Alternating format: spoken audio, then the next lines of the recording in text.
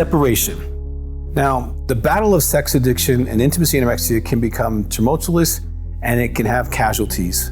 You know, it's not always happily ever after in the way that we might want it to be, okay? If things are not progressing and there is a felt need to separate, I want to walk through some thoughts here on separation. First, I would consult a therapist or a spiritual leader or a recovery leader and get feedback before you go down this road.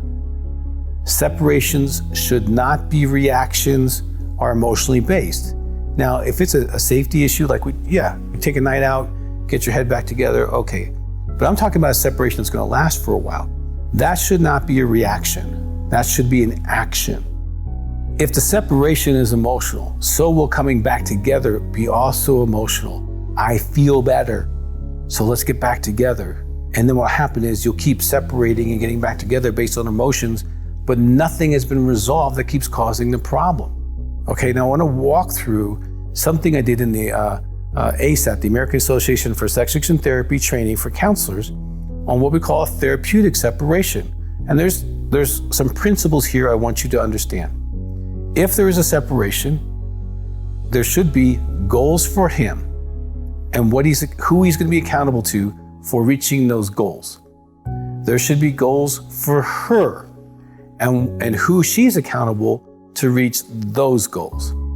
There should be goals for couples and walking through and having those accountable to as well. Now, during the separation, you're going to have to address some major issues, like, are we still going to do dailies together? Are we going to go on dates together? Are we going to continue to have sex? Now, there's no right or wrong answers here, but you want to at least have a clear communication. You know, how are we communicating? And about what are we communicating? Some couples will say, hey, let's just talk about finances and kids. That's all I can do right now. Or they can talk about all of their life.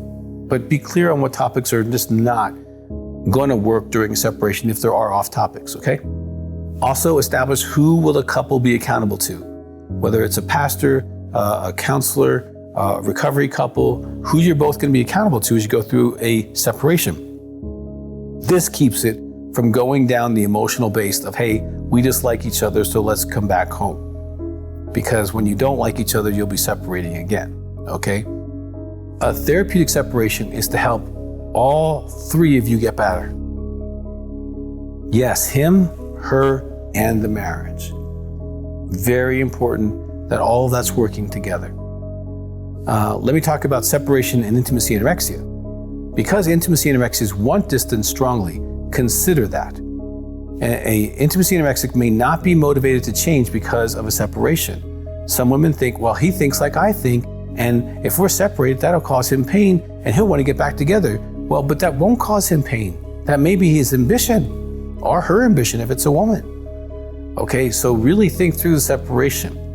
If you're thinking that it's going to cause them pain and that it's going to bring them back, that's the wrong thought. It is going to cause not so much pain for them. So just be careful that you're not using that as a weapon. If you separate as intimacy anorexic, keep the same thing. His goals, her goals, our goals, okay?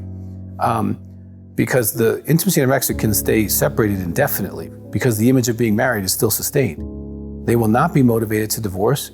Intimacy anorexics rarely file for divorce.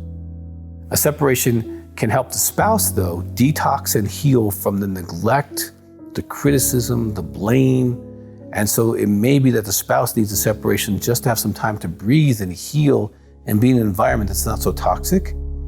Okay, you can walk through that. Now, separation can be helpful if it's necessary. It can also lead to further hard choices in which I recommend support as you go through the process. If you're going through a separation, there should be some other people involved with you so that A, you feel supported, you feel loved, you feel like you're getting the best counsel and wisdom in the situation, because this is a lifelong choice that you're about to make. And so I would say you make it with the best information that you possibly can.